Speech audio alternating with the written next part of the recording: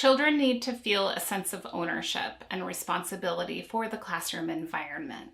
We want them to feel like it's theirs, and that, that comes with a lot of freedom, but also responsibility. And so one way we help them to develop that is to include them in the maintenance of the classroom environment.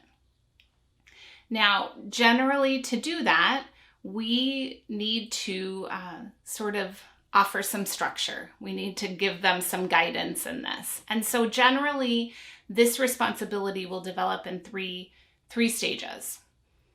In the first stage, children are going to need a lot of direction on what needs to be done in the classroom. So that means you need to, as the adult, create a job chart, something that shows the children the areas of the classroom that need to be maintained, and then assign children to those different jobs. Remember that, just making the job chart isn't enough. The job chart delineates the responsibilities, but you still need to show the children how to dust a shelf, or how to take care of the classroom pets, or how to clean out the sink, or any number of skills that you might need to support them in learning. And, hopefully some of the older children can help with that. But in the first stage of the children in a classroom developing a sense of responsibility for all of the maintenance, you'll want to assign these jobs and, oversee them somehow. In the second stage of responsibility for the classroom, the children can create the job charts themselves. So they can build the charts and they can take responsibility for making sure that the jobs are getting accomplished and that everything has been done.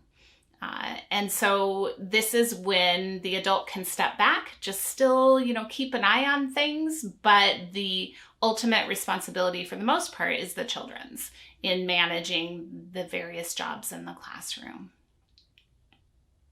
Now, some classrooms, and this didn't always happen every year of my career, some classrooms can get to this third stage where, no job chart is required.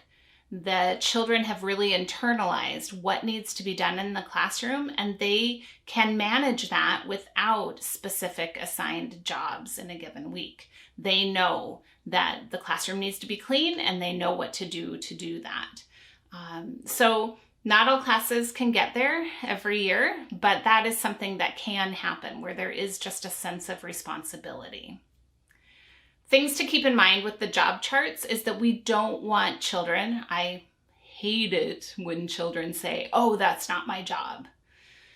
We want the job charts to be there to make sure things are getting done, but we also want to still cultivate a sense of community responsibility.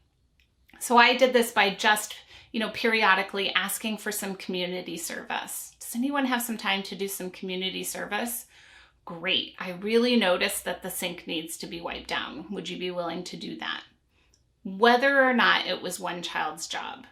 Those are the kinds of things we want to cultivate just in general. That helps build up to that third stage of just having a sense of what needs to be done in the classroom. I also encourage you, when you have these job charts, that the adults should be included. This is, we're all here together in this classroom. And when children are cleaning, the adults should be cleaning too, to show that community investment in the maintenance of our classroom. So as you're thinking about how to clean and maintain the classroom, of course, ultimately it's the adult's responsibility. And we sometimes have to do extra cleaning after school has ended. You should also put some of this on the children so that they can show their ownership of the classroom as well.